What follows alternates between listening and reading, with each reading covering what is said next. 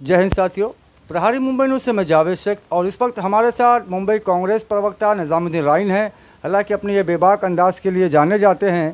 वैसे आज इनसे हमास और फ़िलिस्तीन और इजराइल के बीच चल रहे युद्ध में करीब 10,000 के करीब बेगुनाह जो है मासूम बच्चे, बुज़ुर्ग, महिलाएँ जो है कि फ़िलिस्तीन के इजराइल की बमबारी में जो है कि शहीद हो गए हैं। आज इस सिलसिले में हम बात करेंगे सर फ़िलिस्तीन और हमास के बीच। ये फ़िलिस्तीन और हमास एक ही समझ लीजिए, फ़िलिस्तीन और हमास है।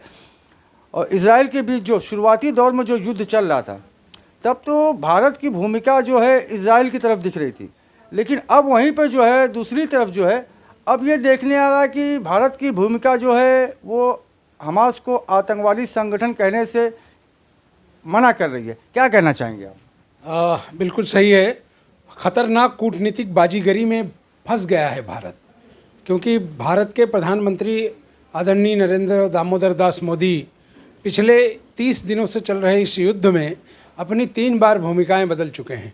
जिस वक्त इजराइल के ऊपर हमास ने अटैक किया तो उस वक्त दुनिया भर में मीडिया के लोगों ने और दूसरे लोगों ने ये दिखाने की कोशिश की कि हमास एक आतंकवादी संगठन है, लेकिन उसके बाद जो है बहुत बड़े पैमाने पे बदलाव दिख रहा है कि दुनिया की बहुत सारी कंट्रीज़, खास करके अमेरिका और उनके एक आध दो एलाई को छोड़कर बाकी आज कोई भी इस बात को मानने के लिए तैयार नहीं है कि ये युद्ध आतंकवादी है। इससे पहले इजराइल के लिए जिन लोगों के दिलों में जगह थी, जो ये साबित करना चाहते थे कि आतंकवाद के नाम पर बेगुनाहों का कत्ल होगा, वो सारी भूमिकाएं अब बदल रही हैं। भारत ने अपनी पहली भूमिका, जो आपने देखा होगा, आपके चैनल पे भी था, कि उन्होंने कोशिश किया कि ये लोगों को बताने की कि हमास आतंकवादी संगठन है और फ़िलिस्तीन का मुद्दा ही नहीं था। लेकिन जब उसकी चर्चा हुई और फ़िलिस्तीन का इशू आया, तब लोगों ने ये कहा कि भाई आज हमास जो है वो फ़िलिस्तीन के लिए ही लड़ रहा है, उसका अपना ऑर्गेनाइजेशन है। तो अब भूमिका बदलने लगी है। उसी में भारत के प्रधानमंत्री की भी जो भूमिका है अब वो दिख रही है, क्योंकि इजराइल के प्रधानमंत्री ने प्रधानमंत्री नरेंद्र मोदी जी को ये कहा कि अगर आप इजराइल के साथ हैं तो आप हमास को आतंकवादी संगठन घोषित करें। लेकिन भारत के प्रधानमंत्री ने कूटनीतिक तौर पर जो भी है उन्होंने उससे मना कर दिया। तो इससे ये बात साबित हो गई कि हमास कहीं ना कहीं सिवाय फ़िलिस्तीन के अलावा दूसरी किसी चीज़ के लिए नहीं लड़ रहा है। तो अब ये बात बिल्कुल समझ लेनी चाहिए कि भारत जो है वो हमास और फ़िलिस्तीन के साथ खड़ा है, क्योंकि भारत ये जानता है कि फ़िलिस्तीन की जो ज़मीन है उस पर इजराइल जिस तरह से नाजायज़ कब्ज़ा कर रहा है या नाजायज़ कब्ज़ा करके अब तक टिका है, उसी के एवज में ही, उसके बदले में ही हमास ने अटैक करके इजरायलियों के टैंकों को नष्ट किया। आज हालत ये है कि एक छोटा सा मुल्क जो बहुत ही बेबस है, जिसे हम ये कह सकते हैं कि आज वो सबकी मदद का मोहताज है, उसके बावजूद भी दुनिया के ताकतवर मुल्कों से पिछले 30 दिन से युद्ध कर रहा है। उनके लड़ाके जो हैं वो चूँकि बहुत ही ईमानदारी से अपनी ज़मीन के लिए लड़ रहे हैं, अपने मुल्क के लिए लड़ रहे हैं, इसलिए आज वो मैदानों में टिके हुए हैं। हमास की भूमिका को लेकर जो एक गलतफहमी लोगों में फैलाई जा रही थी कि हमास टेरर है, हमास टेरर पर के लिए ही काम करता है, शायद वो भूमिका अब बदलने लगी है। जिस तरह से भारत ने अपना फॉरेन पॉलिसीज़ में इन इशूज़ को लाया है, और आज के अखबारों की, बहुत सारे अखबारों की आज हेडलाइन है इस बात की कि जो है प्रधानमंत्री ने बिल्कुल हमास को अभी उन्होंने नकारा नहीं, और उन्होंने इजराइल के साथ अगर वो उन्होंने कोई इस तरह की बातें नहीं कही जो इंटरनेशनल बिरादरी में उनको ये लगे कि वो आतंकवादी है। तो इससे ये साबित होता है कि हमास जो है फ़िलिस्तीन का एक अंग है और वो उसी के लिए लड़ रहा है। तो मैं ये समझता हूँ कि दुनिया के लोगों को ये समझने की ज़रूरत है कि अगर फ़िलिस्तीन की ज़मीन कोई कब्ज़ा कर रहा है, ये पूरी दुनिया देख रही है। और दूसरी चीज़ मैं ये कहना चाहता हूँ उन मुल्कों के लोगों से, या उन लोगों को जिनके दिमाग में ये एक नक्शा है कि ये मुसलमानों और यहूदियों की जंग है, तो शायद उन्हें ये मालूम नहीं है कि यहूदियों को कभी मुसलमानों ने नहीं मारा। यहूदियों को जिन लोगों ने मारा उनकी पूरी तारीख़ है, क्योंकि हिटलर की पूरी तारीख़ अगर वो पढ़ते हैं तो उन्हें ये समझ आ जाएगी कि किसने उनको मारा और यहूदियों को किसने तबाह बर्बाद किया।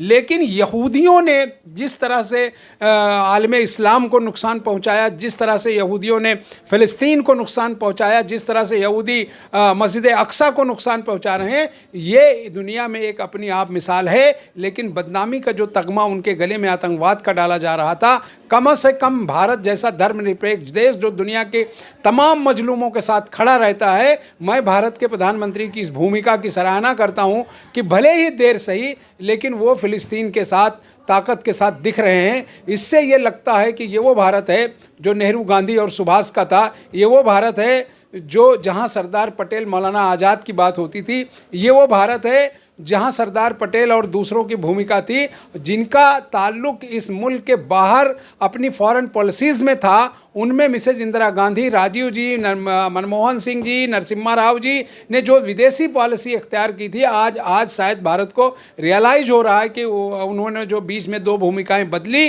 तो उसको आज लेकर शायद देश के सामने एक ऐसा क्लेरिफिकेशन आया है कि अब लोगों को ये एहसास होने लगा था कि खतरनाक कूटनीतिक बाजीगरी में भारत फंस गया है। लेकिन भारत ने अपनी भूमिका एक तरह से स्पष्ट कर दी है। इस बाजीगरी में भारत फंस गया आपने कहा, तो इसका जिम्मेदार कौन है? क्योंकि नेहरू जी से लेके अब तक जो है कांग्रेस का जो स्टेटमेंट था वो फ़िलिस्तीन के समर्थन में आ रहा था, तो क्या इसको कांग्रेस की जीत माना जाए? नहीं, सवाल ये युद्ध किसी राजनीतिक दल का नहीं है, देश का युद्ध है।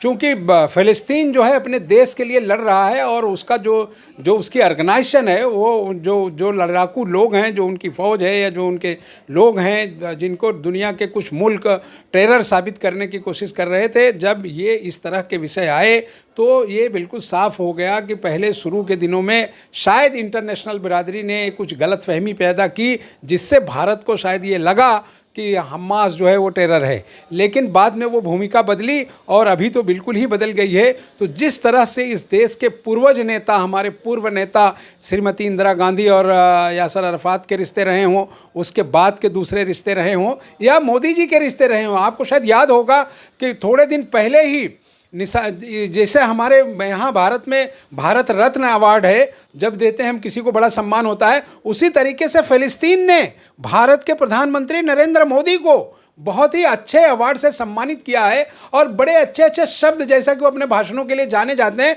बड़े लच्छेदार भाषणों में प्रधानमंत्री ने फ़िलिस्तीन की हिमायत की और फ़िलिस्तीन के लोगों से कहा कि बड़े नेक और साफ और लोग हैं। लेकिन उनके जो कुछ कूटनीतिज्ञ लोग हैं जो उनको ब्रीफिंग करते हैं, शायद उन्होंने उनको भटका दिया था और उस दौरान जो है उन्होंने जिस तरह की बातें रखी, उससे देश जो है एक कसमकस में था। फिर एक भूमिका बदली कि नहीं, हम फ़िलिस्तीन को मदद करेंगे, हमास के साथ नहीं खड़े होंगे।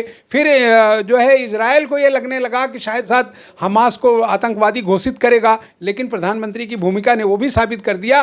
तो इससे ये लगने लगा कि कहीं ना कहीं वो सारी भूमिकाएं अब बदल रही हैं जो शुरू के दिनों में थी। लेकिन आज पूरी दुनिया जिस तरह से मदद कर रहा है इजराइल को, उसकी ज़रूरत है, क्योंकि 1.5 से पौने 2 लाख फ़िलिस्तीनियों को गाजा से निकालने की तैयारी है। उन पर अटैक कर रहे हैं, उनकी ज़मीनों को तहस नहस कर रहे हैं, उनकी बिल्डिंगों को तोड़ रहे हैं। तो आज भी इंटरनेशनल बिरादरी बहुत जो मूक दर्शक बनी हुई है, उसे चाहिए कि वो रुके रहें, वो मदद करें फ़िलिस्तीन को, क्योंकि तारीख़ इस्लाम इस बात का गवाह है कि यहूदियों को मुसलमानों ने नहीं मारा।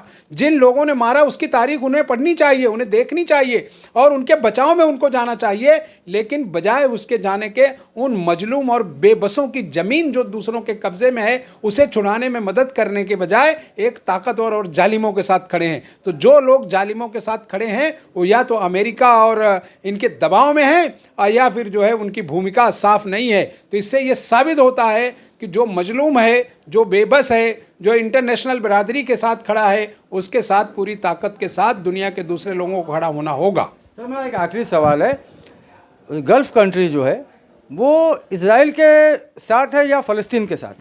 देखिए, हैं तो वो फ़लस्तीन के साथ, लेकिन कुछ देशों की जो भूमिका है वो बड़ी शर्मनाक है, जिस तरह से उनकी भूमिका होनी चाहिए, क्योंकि वो गल्फ़ कंट्रीज़ का एक बड़ा हिस्सा है। इजराइल जिस तरह की हरकतें कर रहा है वो बगैर किसी पास पड़ोस की मदद के नहीं कर सकता था, पूरी दुनिया जानती है। लेकिन कुछ गल्फ़ कंट्रीज़ के जो साथी हैं वो खुलकर उनके साथ हैं, यहाँ तक कि रसिया खुल के साथ है, अर्दगान साथ में है, चाइना अभी उनका साथ दे रहा है।